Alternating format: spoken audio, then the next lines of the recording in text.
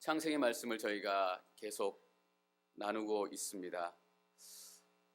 아담과 하와의 죄, 또 가인의 죄를 이렇게 공부하고 생각하면서 죄와 또 죄의 영향력에 대해서 다시 한번 깨닫게 되는 두 가지가 있습니다.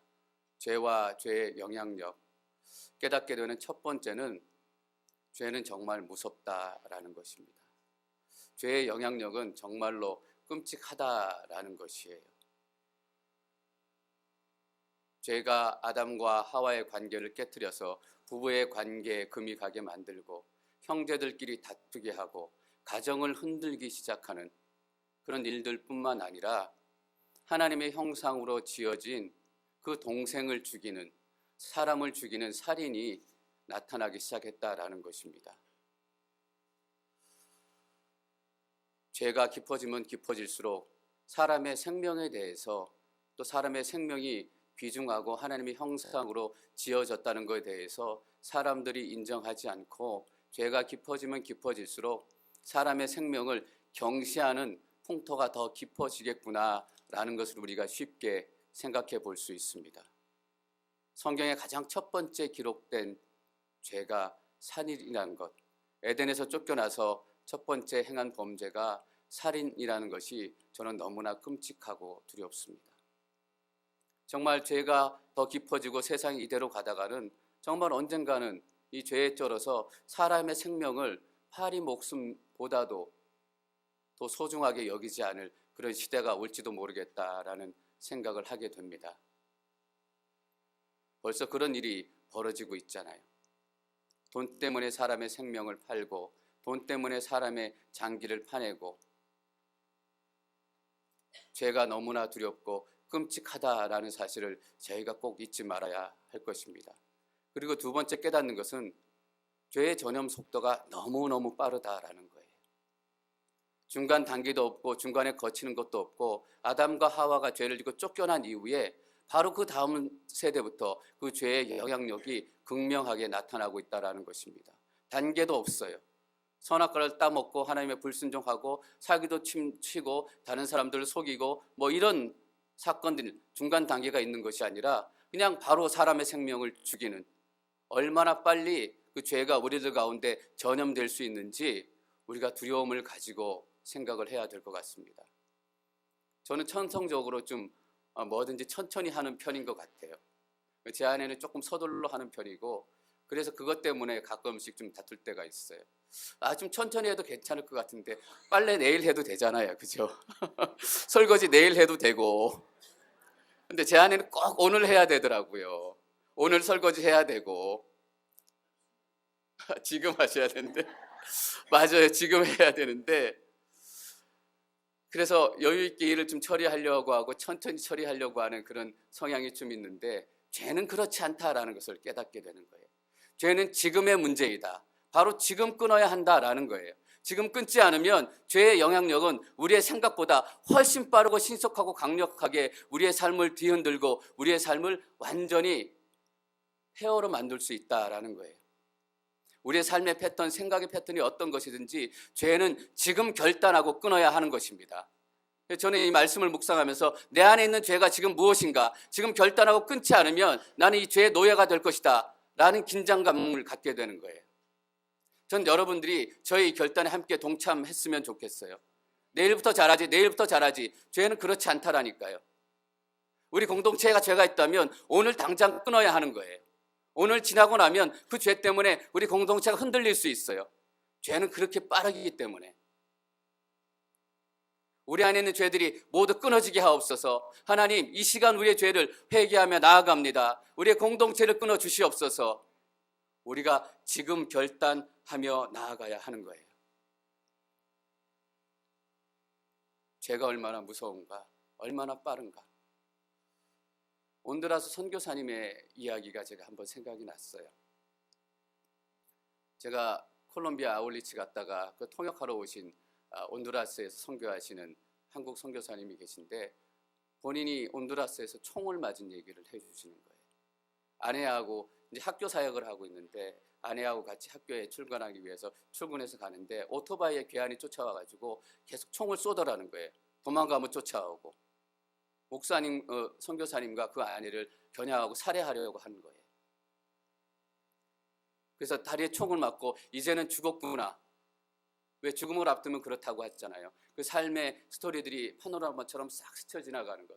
이젠 죽었구나. 왜냐하면 그냥 창문에 대고 총을 계속 쏘고 있었기 때문에 다리에 총을 맞고 죽었구나라고 생각이 들고 있었는데 다행히 총알이 다리에만 맞고 다른 데는 맞고 그 선교사님 아내분과 살았다라는 얘기예요. 지금 허벅지에는 아직까지 총알 맞은 상처가 있어요. 근데 왜 암살범들이 선교사님과 그 아내 되시는 분을 죽이려고 했던가? 두 분이 크리스찬이기 때문에 복음을 전하기 때문에 그것도 아니다라는 거예요. 두 분이 학교를 섬기고 사역을 하고 있는데 그 섬기는 과정 가운데서 여러 가지 행정 문제도 있고 선생님도 고용하고 그러는데 그 행정에 불만을 품었던 이전의 선생님들이 그 저격수를 살인자를 고용을 했다라는 거예요. 근데 온두라스가 어떤 나라냐 하면 몇십 불만 쥐어주면 사람을 대신 죽여준대. 얼마나 죄가 끔찍한가, 얼마나 사람의 생명이 가치 없이 여겨지는가. 저는 왜 가장 첫 번째 죄악이 살인일까? 라는 것을 다시 한번 생각하고 두려움에 치를 떨게 돼요. 그러나 우리는 끊을 수 없지만 예수 그리스도는 끊을 수 있다라는 거예요. 서두부터 제가 너무 어둡고 심각한 얘기를 하고 있어요. 주일날 아침에. 그런데 우리 본문 말씀이 이 죄의 문제가 너무나 심각하고 너무나 끔찍한 거예요. 한 사람이 죽고 또 한 생명이 죽고 어떻게 웃으면서 얘기할 수 있겠어요? 그 어떤 문제보다 심각한 얘기인데 오늘 어쩌면 이 창세기 3장 4장이 우리 인류 역사 가운데 가장 어두운 시점일지도 모르겠어요. 우리가 이 어두운 시점을 지나는데 우리가 행복하고 즐거워만은 할 수 없다라는 생각이 제 마음 가운데 드는 얘기예요. 제가 설교 준비하면서 설교의 인트로덕션 서두로 너무 심각하고 너무 무겁다. 근데 이 얘기를 안 할 수 없는 거예요. 왜? 그게 죄이기 때문에. 우리가 그 죄의 영향력, 끔찍함, 얼마나 빨리 움직이는지 이런 것들을 다 잊고 살기 때문이에요. 그런데 다행스러운 것은 이 죄 가운데도 하나님의 은혜가 남아있다라는 거예요. 가인이 아벨을 죽이고 당연히 그 자리에서 하나님께 죽음의 심판을 받아야 했어요. 근데 가인이 죽지 않아요. 하나님의 은혜를 입어요. 다른 사람들이 너를 죽이려고 하면 내가 그들을 7배 복수해 주겠다. 여러분, 사람이 7배 복수해도 두렵고 끔찍한데 하나님이 7개 복수한다는 게 얼마나 두려운 일이에요. 사람들이 가인의 손을 댈 수 있었겠어요? 그렇게 극악무도한 죄인, 동생을 죽인 이 죄인, 그 죄인의 생명도 하나님께서 살려주시겠다라는 거잖아요. 하나님은 죄인이 죽기 원하시는 분이 아니에요. 하나님 죄인이 회개하고 하나님의 생명을 만나기를 원하세요. 네가 그렇게라도 살아서 하나님의 은혜를 누릴 수 있다면 지금은 페르나처럼 살지만 네가 그래도 아버지의 사랑을 한순간이라도 만날 수 있다면 하나님께서 살려주시는 거잖아요. 그래서 에스겔은 그의 예언을 통해서 그의 마음을 통해서 하나님의 마음을 이렇게 얘기해요. 에스겔 18장 23절 말씀 저희가 같이 읽겠습니다. 23절 시작. 기뻐하겠느냐? 주 여호와의 말이다. 기뻐하지 않겠느냐? 이 하나님께서 죄인이 죽는 것을 기뻐하세요? 아니에요. 오히려 그가 그 길에서 돌아서는 것을 기뻐하세요. 하나님은 죄인이 죽기를 절대로 원치 않으세요. 근데 사람들이 하나님에 대해서 오해해요. 하나님이 자기가 지은 가장 소중하다고 얘기하는 피조물들을 어떻게 지옥에 보낼 수 있는가? 어떻게 죽일 수 있는가? 아니에요. 하나님은 그들이 죽기를 원치 않으세요. 죄인도 하나님 안에서 살기를 원하시는 거예요. 근데 여러분 한번 생각해 보세요. 여러분들은 어떨까? 하나님 안에 있는 여러분들은 어떨까? 얼마나 사랑하시고 얼마나 살기를 원하시고 얼마나 제대로 되기를 원하실까? 그 하나님의 사랑이 우리를 붙들고 있는 것입니다. 하나님을 신뢰하십시오. 하나님 절대로 여러분들을 포기하지 않고 사랑하실 것입니다. 저희가 오늘 본문 16절, 17절 말씀 같이 읽겠습니다. 16절부터 시작. 그 가인은 여호와 앞을 떠나 에덴의 동쪽 놋 땅에서 살게 됐습니다. 그의 아내와 동침하니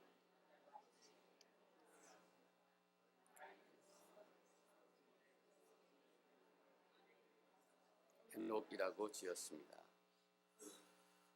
가인이 여호와 앞을 떠나 에덴의 동쪽 놋 땅에서 살게 됐습니다.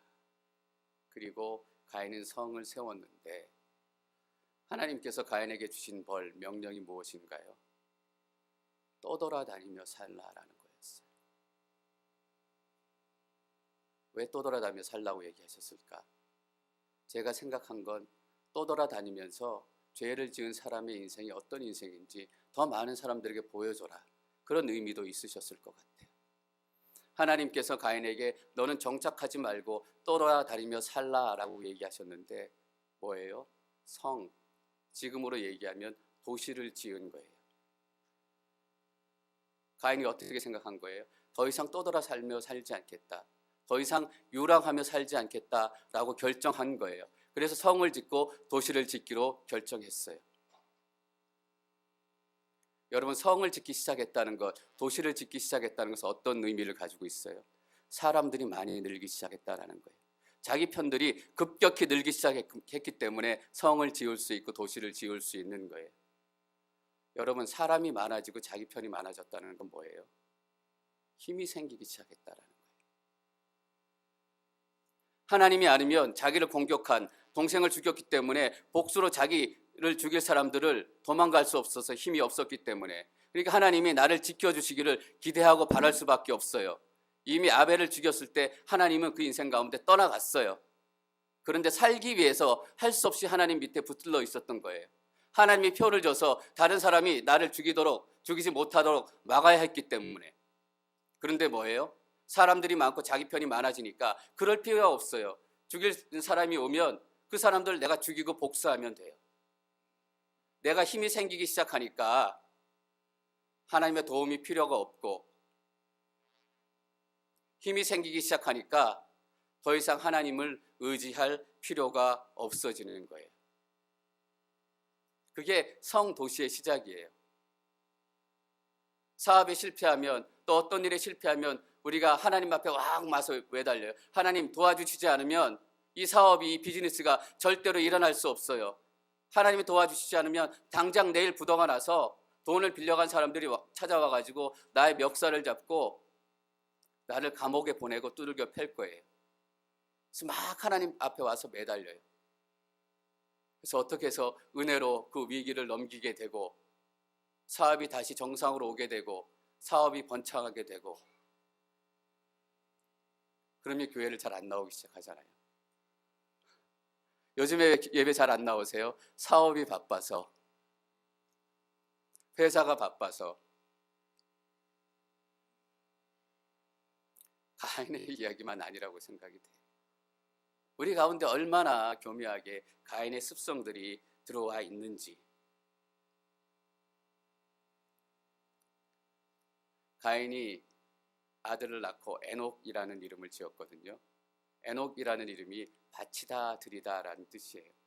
왜 저희가 아주 뛰어난 가수가 막 나이가 먹거나 돌아가시면 헌정 앨범 뭐 이런 얘기 하잖아요. 헌정하다, 이게 에녹이란 뜻이에요. 하나님께 이 성전을 바칩니다, 봉헌합니다 라고 얘기할 때 그게 에녹이란 뜻이에요. 근데 가인이 에녹을 낳고 바치다 라는 이름을 지었어요. 누구에게 바친다라는 의미일까? 여러분 한번 생각해 보세요. 구체적으로 누구에게 바친다라는 의미일지는 모르겠지만 하나님께 바치는 것은 아니다라는 것을 확실히 알고 있어요. 왜냐? 이미 그 인생 가운데 하나님은 죽었기 때문이에요. 그래서 새로 지은 성의 이름을 에녹이라고 이름을 지었어요. 이미 그 인생 가운데는 하나님이 없고 그 커뮤니티 안에는 하나님이 없어요. 에녹이라는 이름을 짓고 어떤 마음을 가인이 가졌을까? 에노가 너는 이 성을 더 튼튼히 짓고 이 도시를 더 강력하게 만들어서 나처럼 쫓기는 인생 살지 말아라. 나처럼 불안해하는 인생 살지 말아라. 그 힘으로 네 인생을 지키고 당당하게 살아라. 그런 마음이 있지 않았겠어요? 그 마음으로 에녹이라는 이름을 짓고 그 성을 에녹에게 헌신하고 에녹이라는 이름을 붙였어요. 분명히 이것들을 이루기 위해서 누군가에게 빌어야 하지 않았겠어요? 하나님에겐 빌지 않았을 거라는 거예요. 그래서 우리는 도시의 시작이 우상 숭배의 시작이다라는 것을 알 수 있는 거예요. 여러분, 지금 우리가 얘기하는 고대 도시의 유적들, 유물들을 한번 생각해 보세요. 뭐가 있어요? 로마의 유적들, 많은 것들이 뭐예요? 신전이잖아요, 신전. 남미의 잉카 문명, 또 페루의 그 높은 산 그 뭐죠? 있는 거? 마추픽추. 그 놀라운 인류의 문명 유적들이 뭐예요? 결국은 제사 지내던 곳이잖아요. 우리나라 한국은 어때요? 우리나라 한국 유물들의 대부분이 뭐예요? 궁궐 무덤 아니면 뭐예요? 절이에요, 절. 불국사 다보탑. 도시의 시작은 우상 숭배의 시작을 알리는 거예요. 우리는 하나님께서 만드실 때 하나님을 찬양하고 하나님을 섬기도록 만들었어요. 그런데 우리가 하나님을 섬기고 하나님을 찬양하지 않으면 우리가 허전해서 살 수 없어요. 무엇인가를 찬양하도록 만들었기 때문에. 그래서 우리는 하나님을 찬양하지 않으면 무엇인가라도 찬양하고 숭배하게 돼요. 아니면 불안해서 살 수 없으니까. 2014년 12월에 오클라마의 그 시청에 이런 청원서가 들어왔다고 해요. 어떤 사람들이 오클라호마 시청 앞에 끔찍한 그 숫염소의 신상을 세워달라고 얘기를 했다라는 거예요. 십계명도 있고 다른 것들도 있는데 우리 신상도 세워야 된다. 그런데 우리 신상을 세워달라고 얘기하는 사람들이 사탄교 숭배자예요. 그래서 사탄교 숭배의 심볼, 우리 기독교로 얘기하면 십자가가 되겠고, 뭐 다른 뭐 불교로 얘기하면 석가모니 상 이런 게 되겠죠. 그걸 세워달라고 얘기하는 거예요. 어떻게 사탄을 믿을 수 있을까? 사탄님 한다라는 거예요. 이해가 안 되시죠? 그런데 하나님을 섬기지 않으면, 하나님을 찬양하지 않으면 우리는 뭔가라도 섬겨야 돼요. 그렇지 않으면 불안해서 살 수 없는 인생이기 때문이에요. 우상에게 미치지 않으면 스포츠에라도 미쳐야 돼요. 여러분, 미국 영어 표현 중에 마치 매드니스라는 게 있어요. 3월에 미친다라는 얘기예요. 뭐냐 하면 3월이면 미국 대학들 농구 경기들이 시작이 돼요. 얼마나 뜨겁고 열기 있냐고 하면 마치 매드니스, 3월에 미친이라고 불릴 정도로 사람들이 그 경기에 열광하고 미쳐간다라는 거예요. 하나님을 숭배하지 않으면 우리는 뭔가를 숭배해야 되고 뭔가에 미쳐가는 사람들이에요. 이 도시, 처음 세워졌던 도시, 누군가의 에녹을 드렸고 그 성의 이름을 에녹으로 지었던 가인, 하나님이 아니면 무엇에 미쳐 있었을까?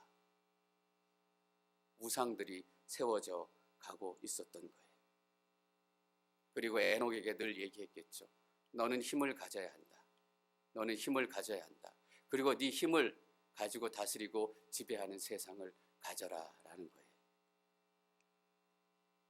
근데 오늘 4장에 또 재밌는 사람이 한 사람 더 나타나요. 저희가 23절, 24절 말씀을 함께 읽겠습니다.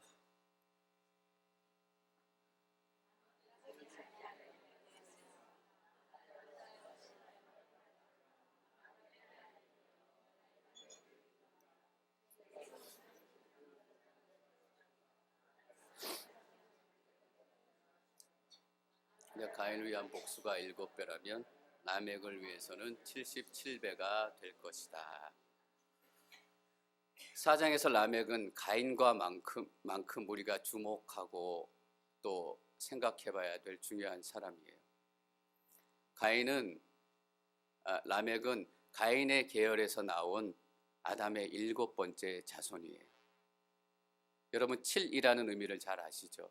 7이라는 의미는 완성의 숫자예요. 7번째 자손이라는 얘기는 라멕이 가인의 꿈을 이룬 사람이다라는 의미를 가지고 있어요. 가인의 인생을 완성했던 사람, 가인의 가치관을 완성했던 사람, 가인의 삶의 패턴을 완성했던 사람이 라멕이다라는 얘기예요. 가인의 꿈이 뭐였어요? 내 힘으로 내가 산다라는 거예요. 내가 비겁하게 하나님께 매달리지 않고 사람들에게 두려워하지 않고 힘을 길러서 내 힘으로 내 인생을 통치하고 내 힘으로 세상을 통치한다라는 것이 가인의 꿈이었어요. 근데 그 꿈을 라멕이 이루었다라는 것이에요.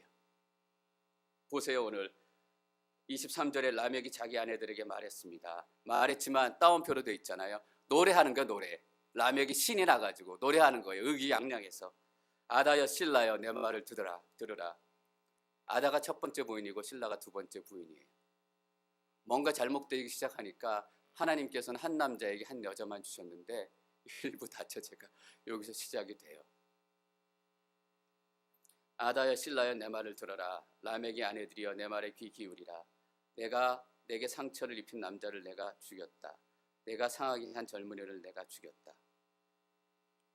나를 상하게 한 사람을 내가 죽였어요. 나를 조금 다치게 한 사람을 내가 죽였어요. 여러분, 눈에는 눈, 이에는 이, 이런 법칙이 신명기 또 모세율법에 보면 나와요. 눈에는 눈, 이에는 이. 너무 여러분 끔찍한 법이라고 생각되지 않으세요? 사회를 지키는 마지노선인 거예요. 그렇지 않으면 조금 다치면 죽이는 것이 죄가 들어온 인간의 본성이기 때문이에요. 조금 상하면 가서 죽이는 것이, 라멕과 같이 사는 것이, 그래서 이에는 이, 눈에는 눈, 사회를 유지할 수 있는 최소한의 가이드를 하나님께서 법으로 주시는 거예요. 그리고 만약 가인을 위한 복수가 7배라면 라멕을 위해서 77배가 될 것이다. 뭐예요? 더 이상 하나님의 보호를 받을 필요가 없다라는 얘기잖아요. 내가 힘이 있기 때문에 나를 공격하는 사람은 77배로 내가 복수하겠다. 7배, 77배. 완성의 숫자잖아요, 역시. 베드로가 예수님에게 7번 용서할까요? 라고 얘기했을 때 예수님께서 7번에 70번까지 용서해라. 490번 용서하라는 얘기가 아니라 완전하게 용서하라는 얘기예요. 77배에 복수하겠다는 것은 완전히 가루로 만들어버리겠다는 거예요. 어느 누구도 나에게 도전하지 못하도록 만들겠다. 어느 누구도 내 앞에 무릎 꿇게 만들겠다. 사람들뿐만 아니요, 하나님도 내 힘으로 물리치겠다라는 얘기예요. 라멕이 왜 이런 얘기를 당당하게 할 수 있었을까? 힘이 생겼기 때문이에요. 우리가 20절 보면 야단은 야발을 낳았는데 그는 장막에 살며 가축을 기르는 사람들의 조상이 됐습니다. 가축을 길러야 장막에 살며 목축업을 하기 시작했다는 거예요. 왜냐하면 하나님께서 가인에게 벌 주실 때 너는 이제 땅에 농사를 지어도 땅이 너에게 소창물을 주지 않을 것이다 라고 저주를 하셨기 때문에 아마 이 후손들이 농사를 지어서 농산물을 얻기는 쉬웠지 않았을 거예요. 그러니까 목축을 한 거예요. 이 목축이라는 의미에는 목축으로 비즈니스를 했다라는 의미도 포함이 되어 있어요. 양, 소, 말을 키워가지고 자기들의 먹을 음식과 바꾸어서 살기 시작했다라는 거예요. 그러니까 먹고 사는 걱정도 안 하게 된 거예요. 뭐예요? 경제력이 탄탄해져요. 누구에게 먹는 문제 때문에 아쉬운 소리 하지 않아도 되고, 우리가 제일 어려울 때가 뭐예요? 먹는 문제 때문에 남에게 아쉬운 소리 하게 될 때잖아요. 당당해지기 시작할 때가 언젠가. 아쉬운 소리 하지 않아도 될 때예요. 그런데 먹는 것 때문에 이 사람들이 더 이상 아쉬운 소리 하지 않아도 됐어요. 그러니까 큰 소리 칠 수 있는 거예요. 그리고 두발 가인이라는 아들이 있어요. 이 아들은 뭘 했냐면 청동과 철기로 도구를 만들었다라고 얘기해요. 무슨 도구를 만들었을까 여러분 생각해 보셨어요? 지난주에 과학과 기술의 발전이 무엇 덕분이다라고 제가 말씀을 드렸어요. 전쟁. 이걸로 뭘 만들었을까? 전쟁 도구를 만든 거예요. 칼과 창을. 남들은 다 돌멩이 들고 다닐 때 칼과 창으로 무기를 만들었기 때문에 어느 누구가 도전해도 당당하게 이길 수 있는 거예요. 그러니까 내가 77배 심판하겠다라고 얘기하는 거예요. 한 목사님 설교집 중에 이 설교집이 하나 생각이 났어요. 사도행전 설교하신 설교집인데 제목이 이거예요. 힘은 있을 때 조심해야 됩니다. 힘이 생기면 죄가 들어간 사람들의 모습이 이거예요. 우리가 약하고 어렵고 힘없을 때는 하나님을 찾고 의지하지만 먹고 살만하고 힘이 생기고 내 힘으로 뭔가 하기 시작하면 우리는 하나님을 떠나게 돼요. 저는 그래요. 날마다 하나님 앞에 얼마나 약하고 연약한 존재이고 얼마나 죄 많은 존재인지 고백하고 제가 인식하지 않으면 제가 혼자 하려고 해요. 설교도 혼자 하려고 하고 사역도 혼자 하려고 하고 때때로 설교도 죽을 때가 있어요. 사역도 안 될 때가 있고 그게 저한테 은혜예요. 여러분 하시다가 넘어질 때가 있고 안 될 때가 있죠. 여러분한테 은혜예요. 왜냐하면 우리는 하나님에 붙들려 살아야 된다라는 것을 그 시간 깨닫기 때문이에요. 행복하게 사는 것 같지만 즐겁게 사는 것 같지만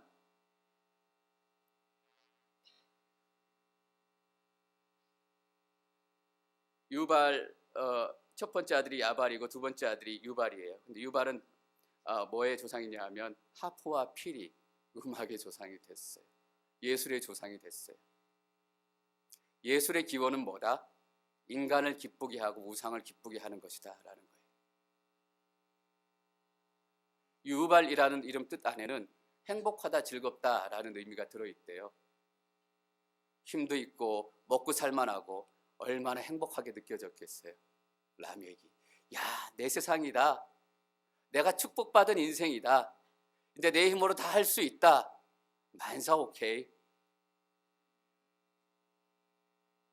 여러분 힘은 있을 때 조심해야 합니다. 우리 교회도 하나님께서 은혜를 주실 때 조심해야 합니다. 마치 그것이 우리가 잘했기 때문에 우리가 사역을 잘했기 때문에 제가 담임 목사로서 잘 여러분들을 양육했기 때문에 아니에요. 하나님의 은혜다라는 것이에요.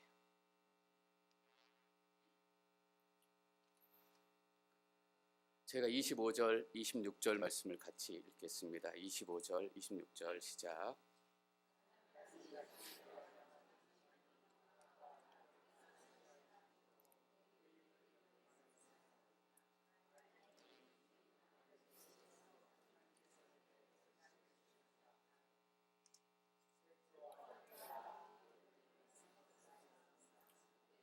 사람들이 비로소 여호와의 이름을 불렀더라. 아담이 다시 그의 아내와 동침하여 하와가 아들을 낳아 셋이라 이름 짓고 셋이라고 이름 지은 이유가 바로 이것이라는 거예요. 이렇게 말했습니다. 가인이 죽인 아벨을. 가인은 하나님이 떠난 인생, 자기 힘으로 사는 인생, 죄로 사는 인생, 창과 칼을 들고 사는 인생을 대표해요. 그리고 아벨은 하나님의 사람, 예배하는 백성, 예배하는 사람들을 대표해요. 근데 아벨을 대신해서, 여러분 대신해서라는 말이 좋지 않아요. 아벨을 죽이고 나서 사단이 이렇게 생각했을 거예요. 내가 그 복음을 끝냈다.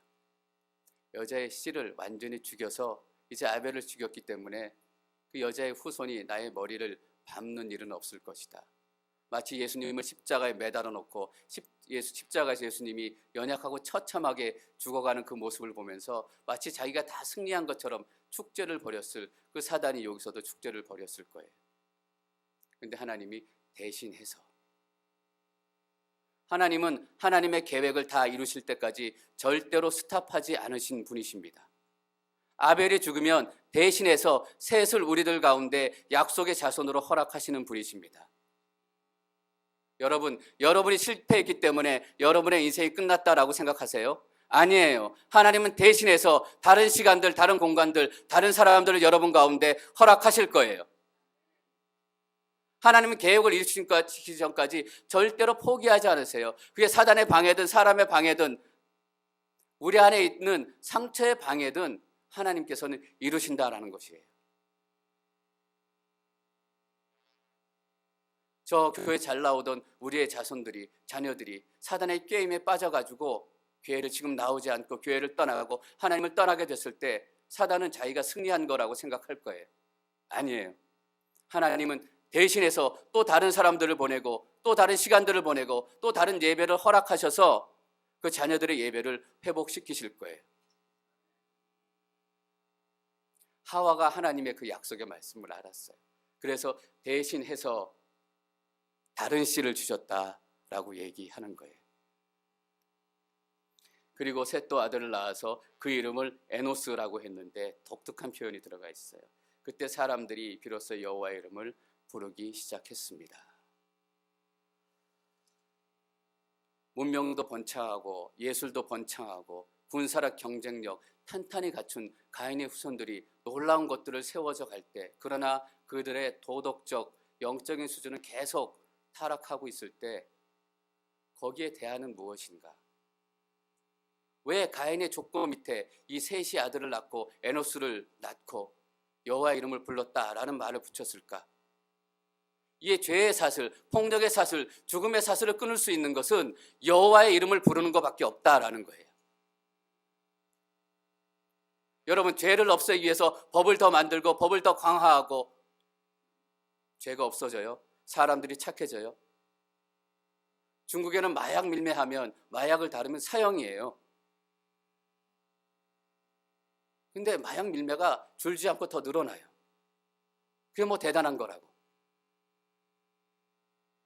폭력으로, 법으로, 사람으로 할 수 없다라는 거예요. 이 죄의 고리를 끊을 수 없다라는 거예요. 이 잔인한 인간의 죄성을 끊을 수 없다라는 거예요. 끊을 수 있는 유일한 방법, 예배다라는 거예요. 하나님의 이름을 불렀다라는 것은 예배드리기 시작했다라는 거예요. 그런데 한 사람이 예배드리는 게 아니라 사람들이 예배드리기 시작했다라는 거죠. 아벨이 하나님께 제물을 가져왔어요. 그렇게 혼자 제물을 가져오는 것이 아니라 사람들이 함께 예배, 이렇게 함께 예배드리는 예배가 에노스 때 시작이 됐다라는 거죠. 하나님께서 얼마나 기쁘셨을까? 너희들이 이 세상의 유일한 소망이다. 여러분, 예배는 대안이 아니에요. 예배는 유일한 소망이에요. 교회는 이 땅의 대안이 아니라 이 땅의 유일한 소망이에요. 그래서 여러분들이 중요해요. 이 땅을 끊을 수 있는 것, 죄의 꼬리를 끊을 수 있는 것, 사단의 세력을 끊을 수 있는 것, 예배하는 우리들이에요. 하나님께서 얼마나 여러분들을 예배 가운데 기다리고 계실까? 오늘 일부 예배 때 프란시스 첸 목사님의 비디오를 저희가 들었어요.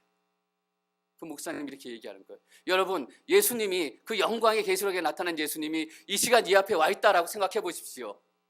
우리가 어떻게 예배하겠습니까? 예수님이 그 찬란한 영광의 빛으로 이 앞에 서 계시면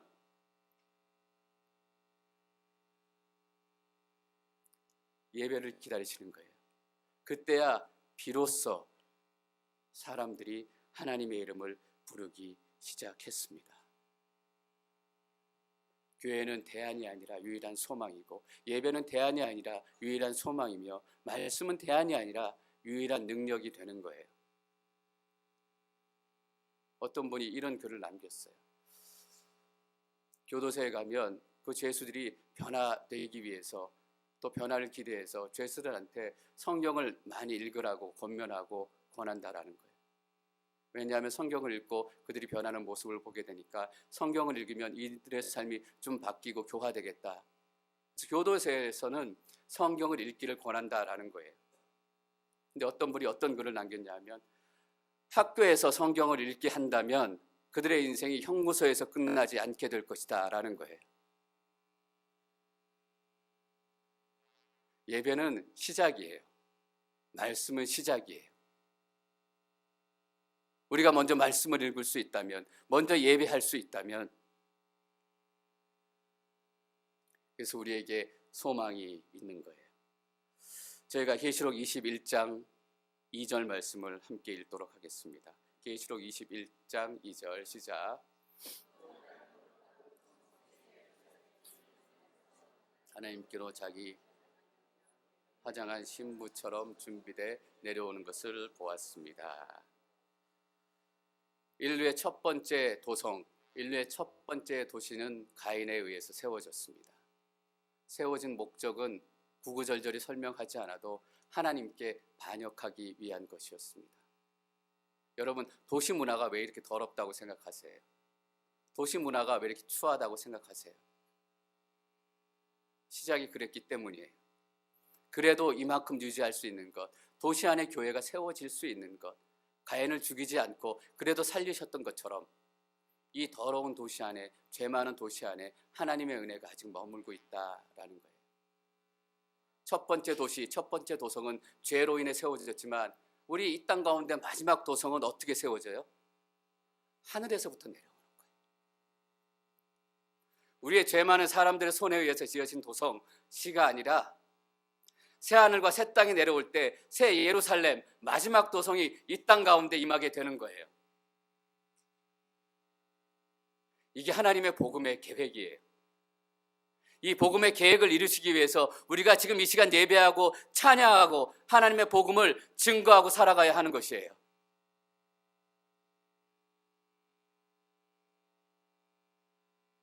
하나님께서 우리에게 무엇을 택할 것인가 이렇게 질문하고 지금 계시는 거잖아요. 창과 칼을 택할 것인가? 도시의 문화를 택할 것인가? 찬란한 문명을 택할 것인가? 보잘것없는 예배를 택할 것인가? 여러분, 이 도시, 도성의 얘기가 왜 이렇게 중요할까요? 지금 이 창세기를 읽고 있는 이스라엘 백성들이 어디에 있어요? 광야에서 이제 막 가나안 땅으로 들어가려고 해요. 그들 눈에 보이는 것, 찬란한 가나안 문명, 찬란한 도시, 어떤 바람에도 흔들리지 않을 것 같은 견고한 여리고성. 그들에게 하나님께서 도시의 실체, 성의 실체를 알려주시는 거예요. 너는 저 도시들을 사모하지 마라. 도시의 문화들을 사모하지 말라. 저 도시의 가치관들을 사모하지 말라. 너희는 뭐예요? 하나님의 이름을 부르는 자다라는 것이에요. 그래서 하나님께서는 선택하도록 만드셨어요. 여리고성에서 전쟁하지 않도록 만드셨잖아요. 너희가 하나님의 이름을 부르는 백성이 될 것이냐? 그렇다면 아무 말 없이 6바퀴를 6일 동안 돌아라. 아무 말 없이. 맨 앞에 뭐가 있어요? 하나님의 언약궤, 하나님의 말씀, 하나님의 임재, 하나님의 존전이 그 앞에 있어요. 그리고 마지막 날 뭐 해요? 외쳐라 라고 얘기해요. 저는 뭐라고 외쳤을까? 오늘 깨닫게 됐어요. 하나님의 이름을 외쳤을 거예요. 그때야 비로소 그들이 하나님의 이름을 부르기 시작했더라. 여러분, 지금 우리도 도시를 보면 위축이 돼요. 도시의 찬란한 문명, 인류의 찬란한 문명을 보면 예배하는 것이 너무 초라해 보이고 하나님의 이름을 부르는 것이 너무너무 약해 보여요. 저들처럼 우리도 뭔가 이루어서 빅몰을 만들고 슈퍼몰을 만들고, 그렇지 않으면 뭔가 일어나지 않을 것 같고 뭔가 역사가 나타나지 않을 것 같고. 여러분, 오늘 이 시간 우리 결단하십시다. 우리는 하나님의 이름을 부르는 백성이 되겠습니다. 예배하는 백성이 되겠습니다. 우리가 가나안 땅을 사모하고 흠모하는 백성이 아니라 마지막 도성, 하나님께서 이 땅 가운데 허락하실 새 예루살렘을 기다리는 하나님의 이름을 부르는 그 거룩한 백성들이 되겠습니다.